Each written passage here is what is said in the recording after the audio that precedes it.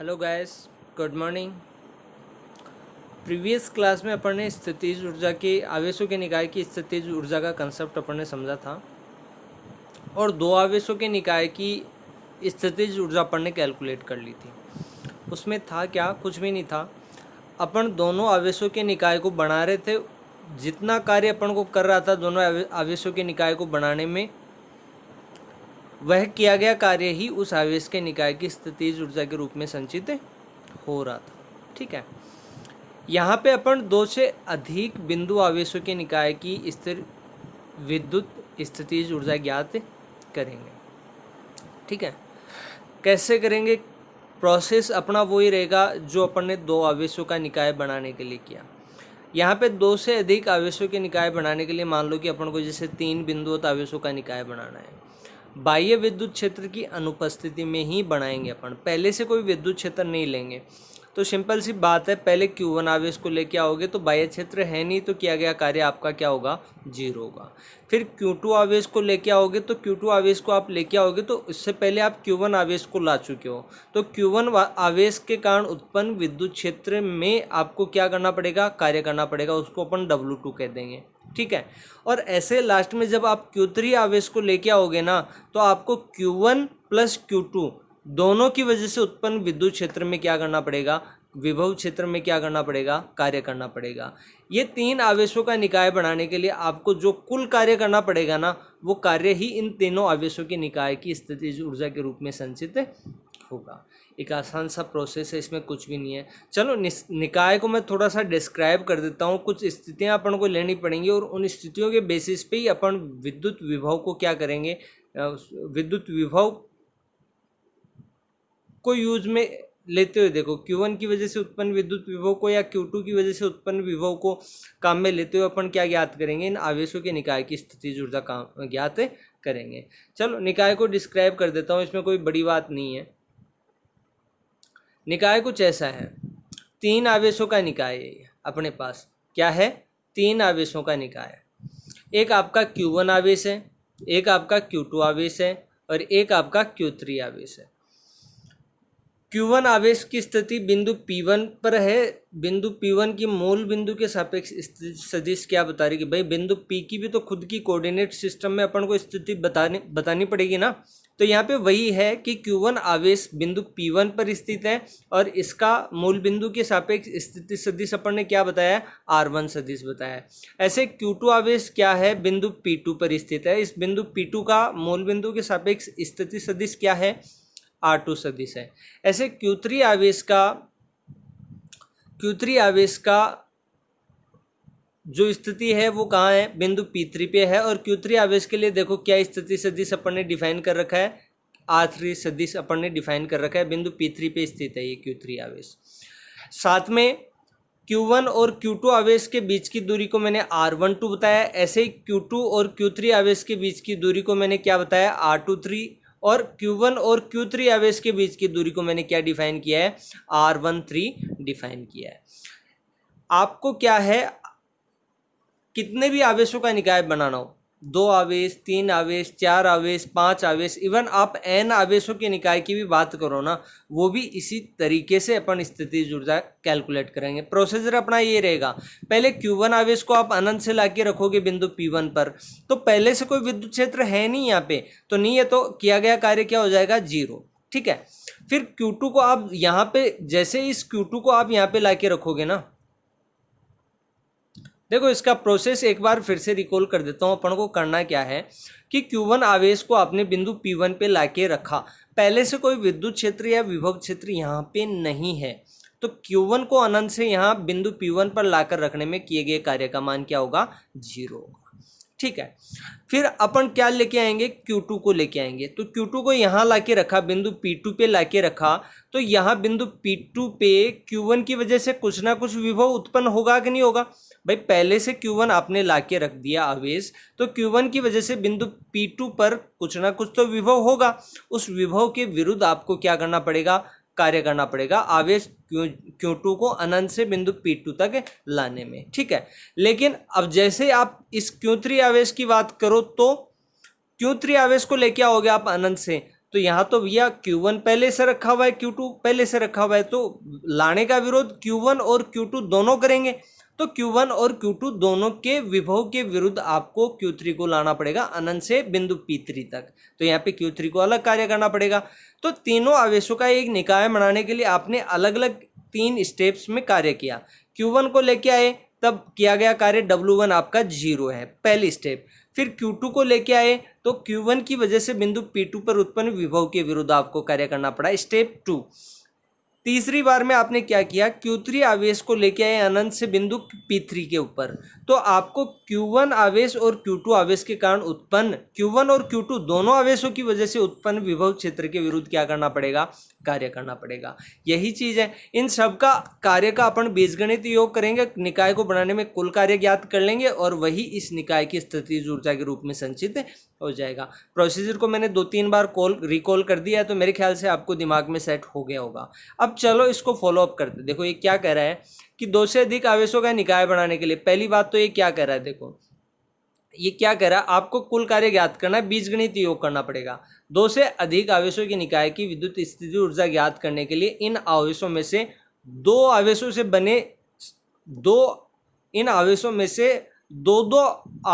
से बने सभी संभव युग्मों की विद्युत स्थितिज ऊर्जाओं को अपन क्या करेंगे, बीजगणित योग करेंगे। मतलब क्या है, अपन ने पीछे 2 आवेशों की निकाय की स्थितिज ऊर्जा देखी, ठीक है। यहाँ पे भी क्या होगा, देखो ऐसा ही कुछ बनेगा, 2 आवेशों के युग्म बन जाएंगे, Q1 Q2 बन जाएगा, ऐसे ही Q3 Q1 बन जाएगा और Q3 Q2 बन जाएगा। ऐसे 2 आवेशों का क्या बनेगा, युग्म बनेगा। और उन युग्मों की स्थितिज ऊर्जाओं का अपन क्या करते हैं, बीजगणितीय योग। जब अपन फाइनली पूरा आउटपुट निकाल लेंगे ना, तो इस बात को मैं फिर से डिस्कशन करूंगा कि किस तरीके से 2 आवेशों का यहाँ पे युग्म बनेगा और उन युग्मों की स्थितिज ऊर्जा का अपन क्या करते हैं, बीजगणितीय योग करते हैं। ये कंसेप्ट अपना बहुत इंपॉर्टेंट रहेगा। इसको अपन फाइनली जब आउटपुट अपना या रिजल्ट अपना निकल के आ जाएगा तो इस बात को फिर से डिस्कस करने वाले हैं। यह योग ही संपूर्ण निकाय की कुल स्थितिज ऊर्जा होती है। अब 2 आवेशों के युग में इस बात को समझने के लिए आगे बढ़ते हैं।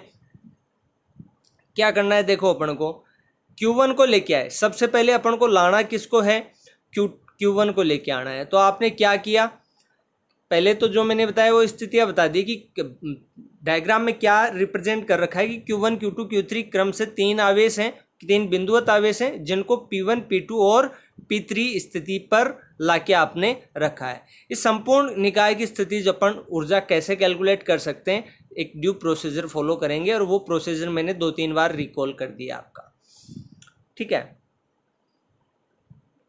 चलो अब 1 बाय 1 स्टेप्स पे आते हैं। देखो सबसे पहले अपन ने क्या किया कि प्रथम आवेश Q1 को बिंदु P1 पे लेके आए, जिसका मूल बिंदु की सापेक्ष सदिश क्या है, R1 सदिश। लाने में किया गया कार्य 0 होगा क्योंकि क्षेत्र में कोई अन्य आवेश पहले से नहीं था तो किया गया कार्य W1 क्या हो गया, आपका 0 हो गया। मैंने यही तो कहा था कि Q1 को लेके आओगे तो पहले से कोई विद्युत क्षेत्र है नहीं, तो किया गया कार्य क्या होगा, अपना 0 होगा, ठीक है। फिर आगे बढ़ते हैं। अब Q2 को लेके आओ, Q2 आवेश को क्षेत्र के P2 बिंदु पर आपको लेके आना है, P2 पर लेके आना है, जो कितनी दूरी पर है, Q1 से R12 दूरी पर है। तो Q1 से R12 दूरी मैंने क्यों बताई, क्योंकि Q1 की वजह से बिंदु P2 पर उत्पन्न विभव को अपन को काम में लेना है।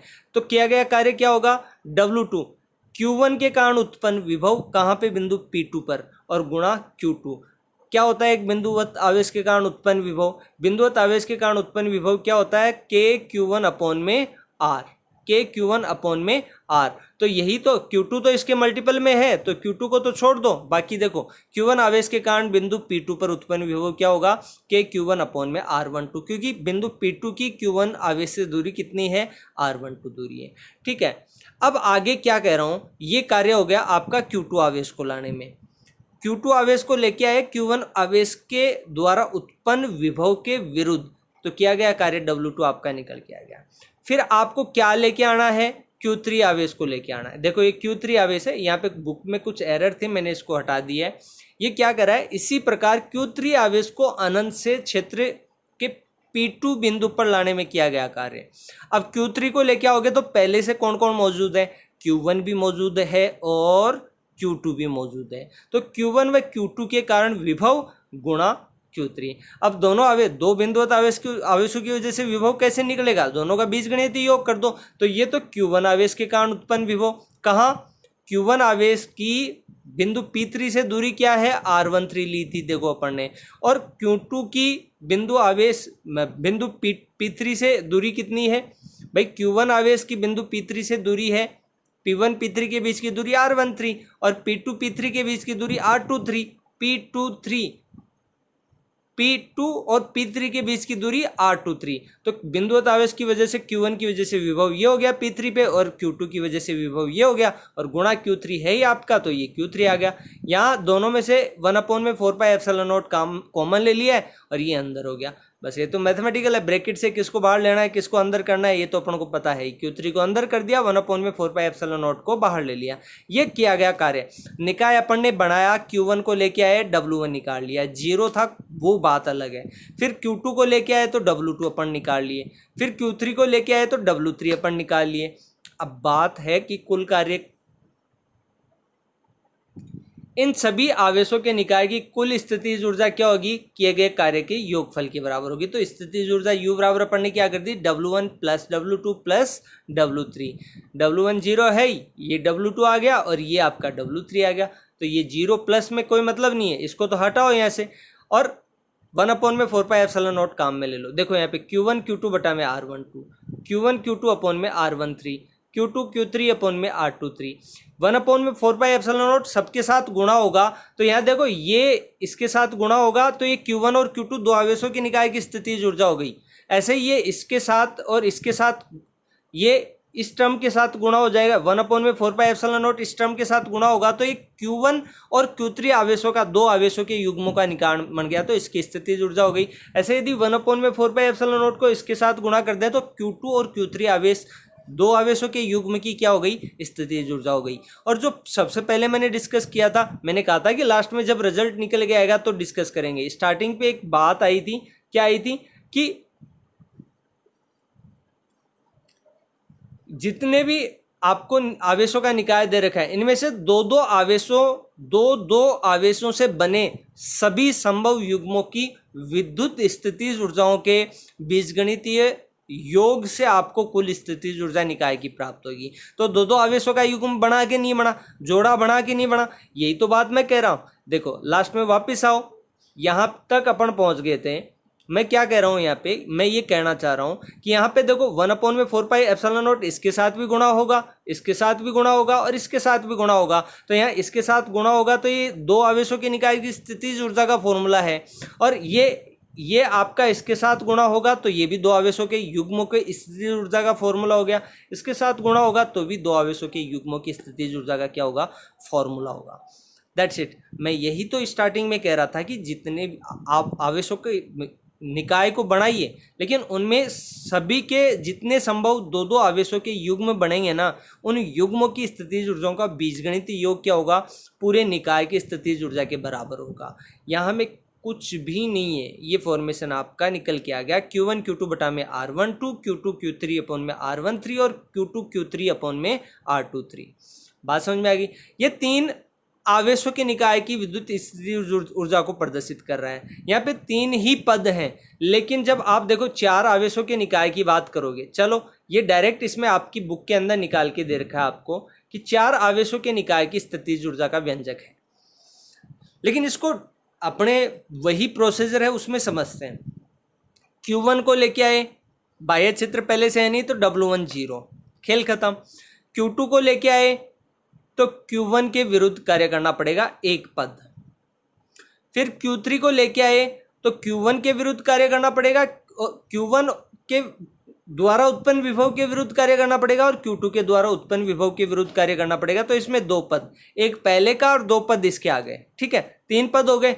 लेकिन अब Q4 को जब आप लेके आओगे तो Q1 के द्वारा उत्पन्न विभव के विरुद्ध कार्य, Q2 के द्वारा उत्पन्न विभव के विरुद्ध कार्य और Q3 के द्वारा उत्पन्न विभव के विरुद्ध कार्य। तो इसमें तीन पद हो गए, तो टोटल कितने पद हो जाएंगे, 6 पद।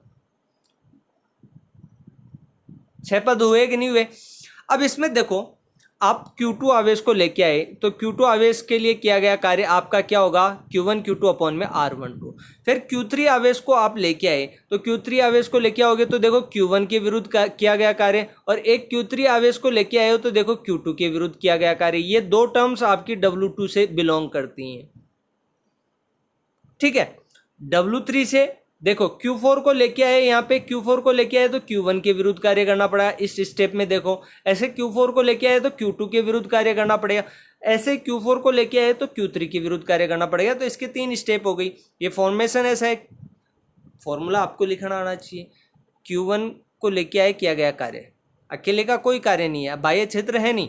Q2 को लेके आए तो Q1 के विरुद्ध कार्य करना पड़ेगा। देखो एक बार फिर से इसको प्रोसीजर को फॉर्मूले को लिखा है ना, इसको समझने की कोशिश करते हैं। Q1 को लेके आए किया गया कार्य 0 था, Q2 को लेके आए Q1 के विरुद्ध, Q1 के द्वारा उत्पन्न विभव के विरुद्ध कार्य करना पड़ेगा, हो गया। Q3 को लेके आए तो Q1 के द्वारा उत्पन्न विभव के विरुद्ध कार्य करना पड़ेगा, और Q2 के द्वारा उत्पन्न विभव के विरुद्ध क्या करना पड़ेगा, कार्य करना पड़ेगा। यहाँ देखो 1/4πε0 पड़ा है, ये सबके साथ अंदर गुणा होगा तो ज़्यादा डरने की बात नहीं है। अब Q4 को लेके आओगे तो Q1 के विरुद्ध लड़ना पड़ेगा, Q2 के विरुद्ध लड़ना पड़ेगा और Q3 के विरुद्ध लड़ना पड़ेगा। पहले से 3 आवेश आ गए तो तीनों के द्वारा उत्पन्न विभव के विरुद्ध लड़ना पड़ेगा ना। फाइनली आपका रिजल्ट यही निकल के आएगा। प्रोसीजर फॉलो कीजिए, रिजल्ट यही निकल के आएगा। चलो ऐसे यदि अपन n आवेशों की निकाय की बात कर लें तो उसको कैसे लिखेंगे, फॉर्मेशन को देखो। इसमें देखो समझने वाली बात ये है कि यदि अपन n आवेशों की निकाय की स्थितिज ऊर्जा की बात करें तो इसमें आवेशों का ध्यान रखना, मल्टीप्लाई हो गया, 2 आवेशों का केवल एक ही युग्म काम में आता है। लेकिन जब अपन इस फॉर्मेशन की बात करेंगे ना, n आवेशों के निकाय की स्थितिज ऊर्जा की, इस फॉर्मेशन की अपन बात करेंगे ना, तो इस फॉर्मेशन में क्या होगा, यहाँ पे 1/2 क्यों लिया गया उसको मैं समझाऊंगा। यहाँ पे देखो समेशन बीजगणित योग करना है तो समेशन j = 1 to लेके n, j की वैल्यू 1 से लेके n तक चलेगी, ठीक है। ऐसे k की वैल्यू आपकी 1 से लेके n तक चलेगी, ठीक है। 1/4πε0 Q(j)Q(k) बटा में r j(k) ऐसा कुछ आएगा। अब इसमें एक शर्त मैंने लगा दी, j not equal to k। j not equal to k मतलब जैसे j और k की वैल्यू जैसे 2 है, 3 है, 4 है, 5 है, ऐसी वैल्यू नहीं होगी। क्यों नहीं होगी, क्योंकि अपने आगे देखो व्यंजक निकाले हैं उसके अंदर ऐसा कोई कॉमन सिमिलर वाला 1 2 3 ऐसा कोई कुछ मिला नहीं है। तो मैंने ये शर्त लगा दी कि j not equal to k होना चाहिए, ठीक है। अब दूसरा यहाँ पे ये 1/2 क्यों आया उसका कारण बता दूं मैं। कहीं पता चला j की वैल्यू 1 आ गई और k की वैल्यू 2 आ गई, ठीक है, तो पेयर क्या बन गया 1 2।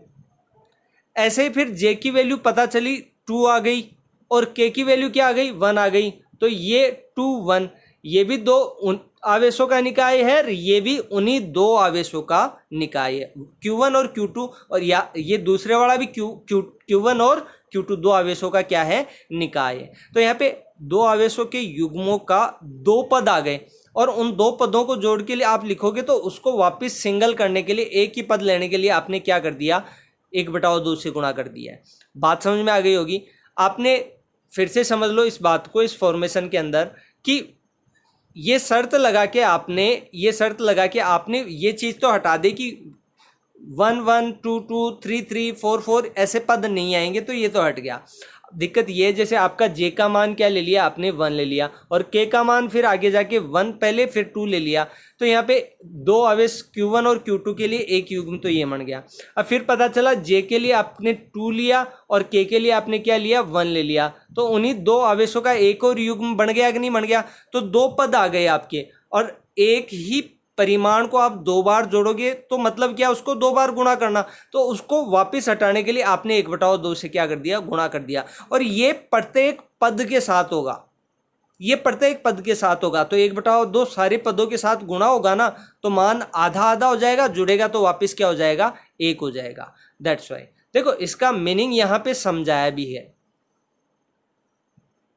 कि जहां योग के चिन्ह के पूर्व 1/2 का पद यह सुनिश्चित कर रहा है कि योग में उपस्थित युग्मों के 2 बार लिखे जाने के उपरांत भी योग में उपस्थित युग्मों के 2 बार लिखे जाने के उपरांत भी प्रभावी रूप से इसका स्थितिज ऊर्जा एक ही बार क्या करेगी, योगदान करेगी। बात समझ में आ गई होगी मेरी। नहीं समझ में आई तो एक बार फिर से देखना। मैंने इस प्रोसीजर को भी 3-4 दफ़ा मैंने डिफाइन कर दिया है, और इस चीज़ को लास्ट में फाइनली आके इसको भी मैंने डिफाइन कर दिया है। कोशिश करना, समझ में आ जाएगी। नहीं समझ में आते कमेंट बॉक्स में डाल दें, ठीक है। चलो नेक्स्ट टॉपिक के लिए जाते हैं।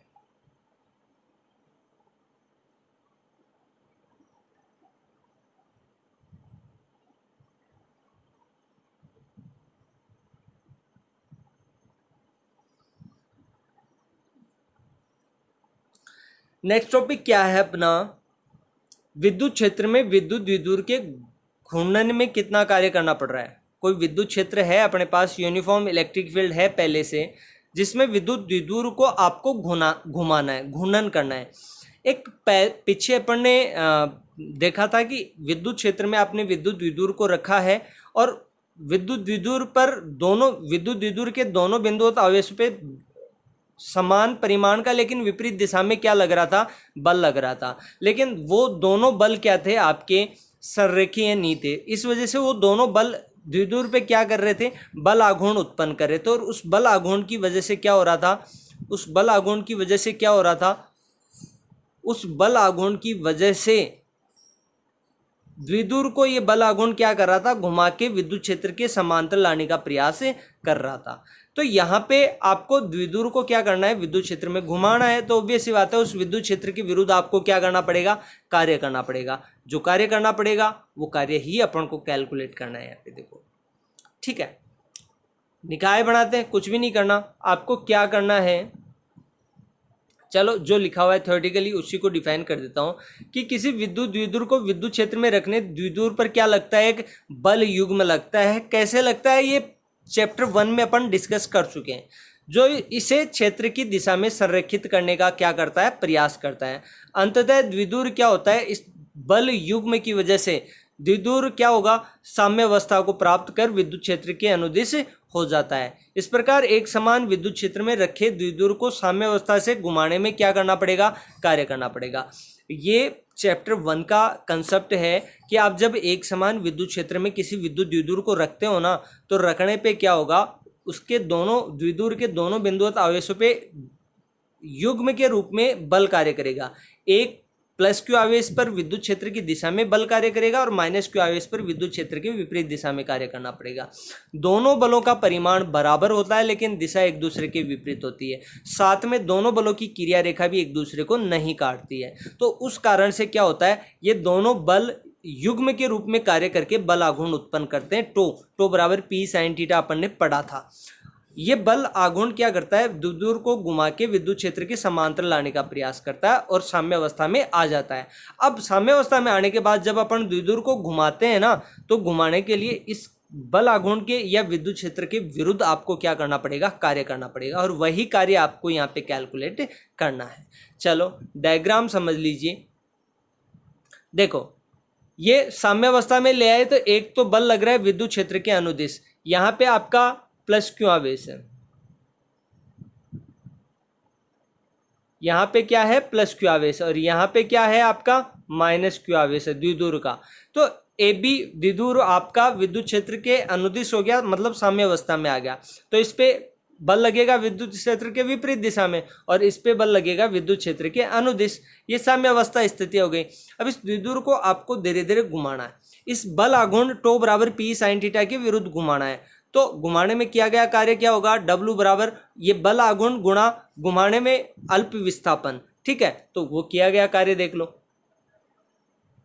माना एक विद्युत द्विध्रुव समरूप विद्युत क्षेत्र इस सदिश में रखा हुआ है, साम्य अवस्था में रखा है। अब विद्युत द्विध्रुव को थीटा 0 कोण से घुमाकर ए डैश बी डैश स्थिति में लेके जाना है। ये फाइनली स्थिति है, ये ए डैश यहाँ तक आपको लेके आना है, यहाँ तक आपको लेके आना है, ए डैश बी डैश की स्थिति तक आपको लेके आना है। तो इसके लिए करना क्या पड़ेगा, कार्य करना पड़ेगा। और वो किया गया कार्य बल आघूर्ण के विरुद्ध होगा। तो बल आघूर्ण के विरुद्ध किया गया कार्य क्या होगा, बल आघूर्ण तो ये है, माना किसी क्षण द्विध्रुव पर थीटा कोण, द्विध्रुव विद्युत क्षेत्र से थीटा कोण पर है तो बल आघूर्ण कितना होता है, ये होता है। अब द्विध्रुव को अल्प कोण डी थीटा से घुमाने के लिए किया गया कार्य क्या होगा, वैसे बल गुणा विस्थापन होता है, या इसमें क्या होगा, बल आघूर्ण गुणा कोणीय विस्थापन होगा। तो बल आघूर्ण आपके पास है, टो का मान रख दो P sine theta D theta. अब यहाँ पे ये अल्प कोणीय विस्थापन के लिए किया गया कार्य है अल्प कार्य।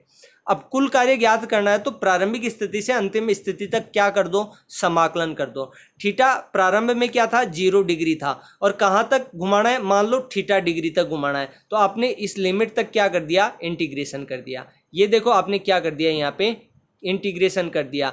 थीटा इक्वल्स 0 डिग्री से लेके थीटा इक्वल्स थीटा 0 या थीटा नोट तक आपने क्या कर दिया, इंटीग्रेशन कर दिया। अब आपको पता है समाकलन क्या होता है, पी और ई तो कांस्टेंट है, और साइन थीटा का क्या होगा, थीटा के रिस्पेक्ट में इंटीग्रेशन होगा, क्या होगा, minus cos theta.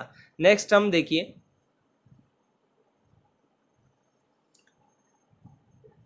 Sine theta का क्या हो गया, integration minus cos theta. Upper limit minus lower limit रखोगे तो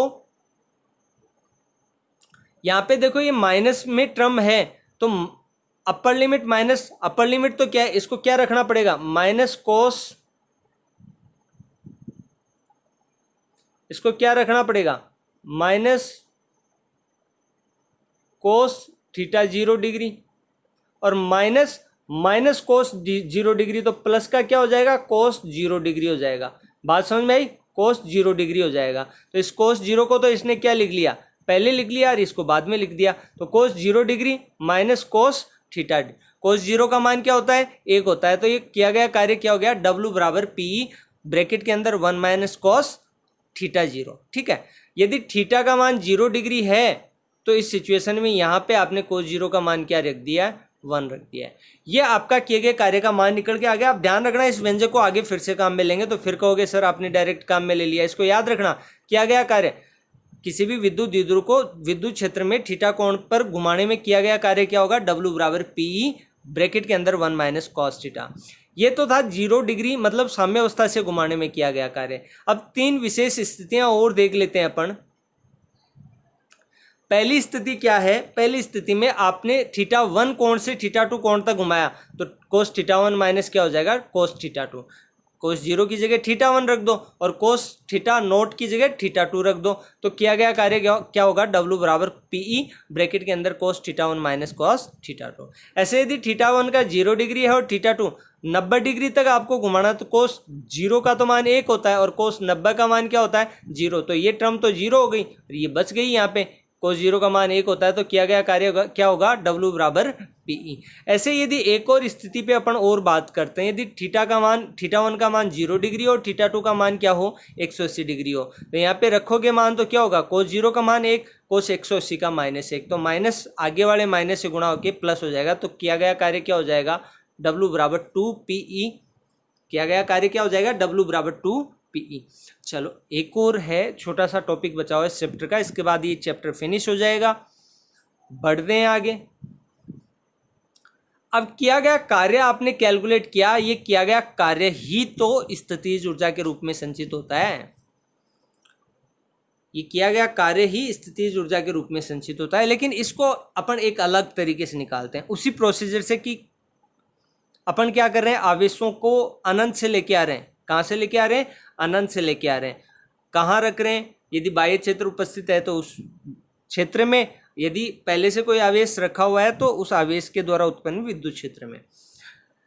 अब देखो यहाँ पे आपको क्या करना है कि विद्युत द्विध्रुव आपका एक समान विद्युत क्षेत्र में रखना है, उसकी स्थितिज ऊर्जा क्या होगी। तो इस द्विध्रुव को भी आप अनंत से लेके आइए और इस विद्युत क्षेत्र में रख दीजिए। लेकिन बात यह है कि इसकी जो डायरेक्शन है ना, चलो इस पे बाद में बात करते हैं। देखो एक बार देख लो कि स्थितिज ऊर्जा बाह्य क्षेत्र में किसी विद्युत द्विध्रुव की स्थितिज ऊर्जा क्या होगी, विद्युत क्षेत्र में किसी विद्युत द्विध्रुव की स्थितिज ऊर्जा उस कार्य के बराबर होती है जो द्विध्रुव को अनंत से इस क्षेत्र में लाने में क्या किया जाता है, लाने में किया जाता है।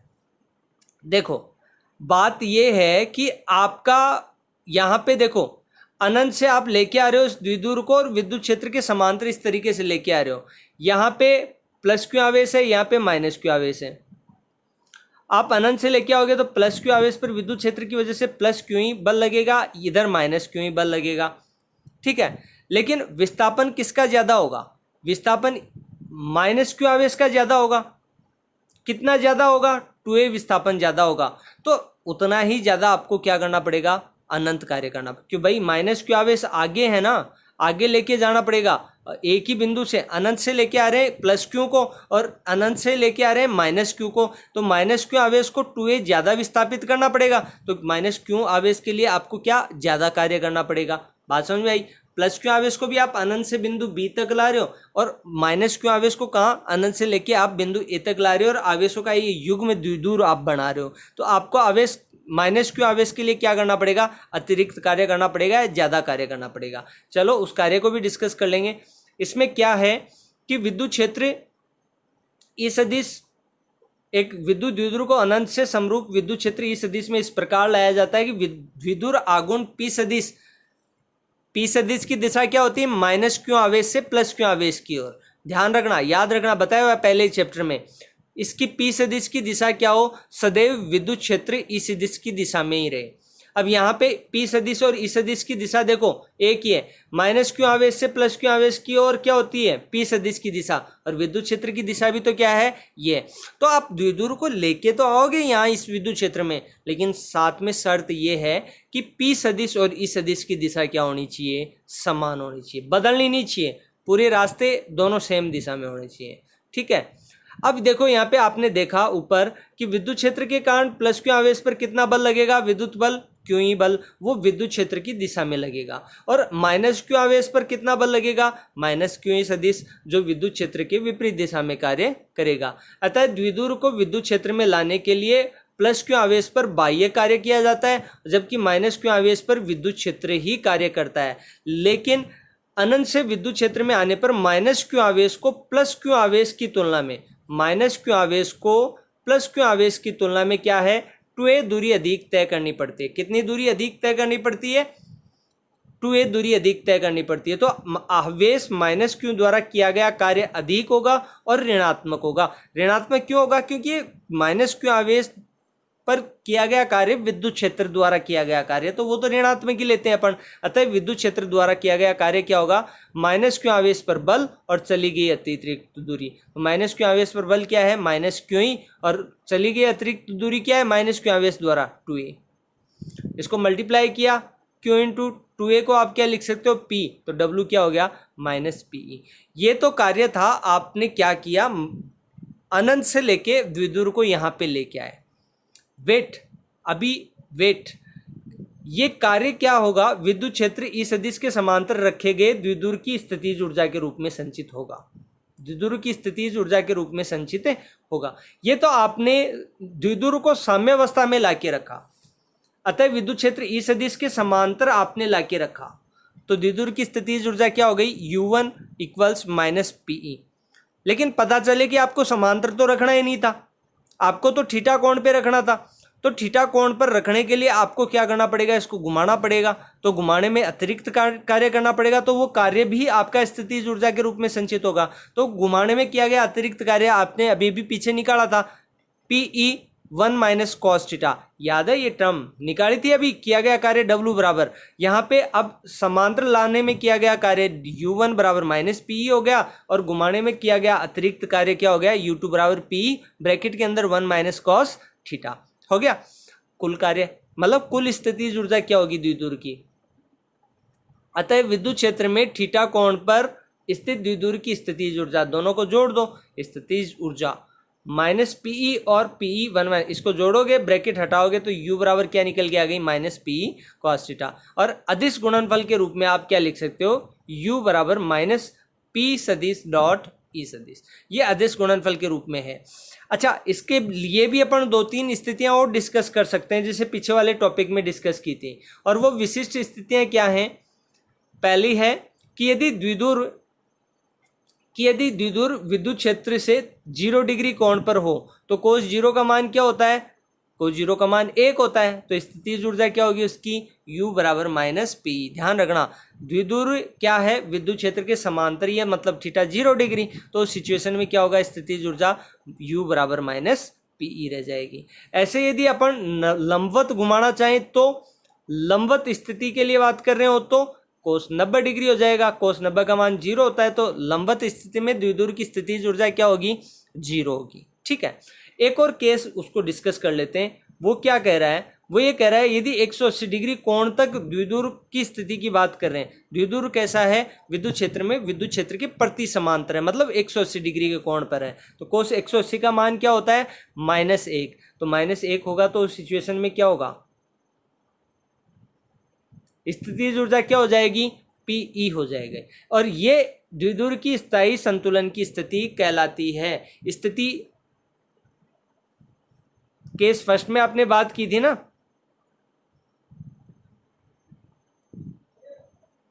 ये देखो यहां पे लिखा हुआ भी था केस फर्स्ट में, जब थीटा का मान क्या हो, 0 डिग्री हो, तो ये द्विध्रुव की स्थायी संतुलन की अवस्था कहलाती है। जबकि लास्ट वाली जो सिचुएशन अपन ने डिस्कस की है ना, ये लास्ट वाली सिचुएशन क्या कहलाती है, अस्थायी संतुलन की अवस्था कहलाती है। देखो ये लिखा हुआ है, स्थिति से अस्थायी संतुलन की स्थिति कहलाती है, क्योंकि इस स्थिति में ऊर्जा क्या होती है, अधिकतम होती है। और स्थिति फर्स्ट में स्थायी संतुलन की अवस्था क्यों कहलाती है, क्योंकि इस स्थिति में स्थितिज ऊर्जा क्या होती है, न्यूनतम। केस फर्स्ट में स्थिति ए की बात करें तो स्थितिज ऊर्जा क्या होती है, -Pe। यहाँ पे केस थर्ड में अपन बात करें, स्थितिज ऊर्जा क्या है, प्लस का Pe। तो केस फर्स्ट में न्यूनतम होती है, यहाँ अधिकतम। स्थितिज ऊर्जा न्यूनतम रहेगी तो स्थायी संतुलन की अवस्था, और स्थितिज ऊर्जा अधिकतम रहेगी तो अस्थायी संतुलन की अवस्था कहलाएगी। यहाँ पे अपना चैप्टर 3 फिनिश होता है। Thank you. दूसरा, मैंने कई बार आप लोगों को बोला है, मेरे YouTube चैनल पे जाके जो भी स्टूडेंट मेरी क्लासेस देख रहे हैं ना, वो फिजिक्स गुरु AJ सर के नाम से YouTube पे सर्च करें। मेरा पिक लगा हुआ है, आप आसानी से पहचान जाओगे। मेरे चैनल पे जाके आप मेरे चैनल को सब्सक्राइब करें। कुछ लगेगा कि मैं कुछ कर रहा हूँ, ठीक है। यदि सब्सक्राइबर्स बढ़ते रहेंगे, एनर्जी मिलती रहेगी, क्लासेस कंटिन्यू आती रहेंगी। So I will request you to please subscribe my channel and press the bell icon to the continuity of these classes. Thank you.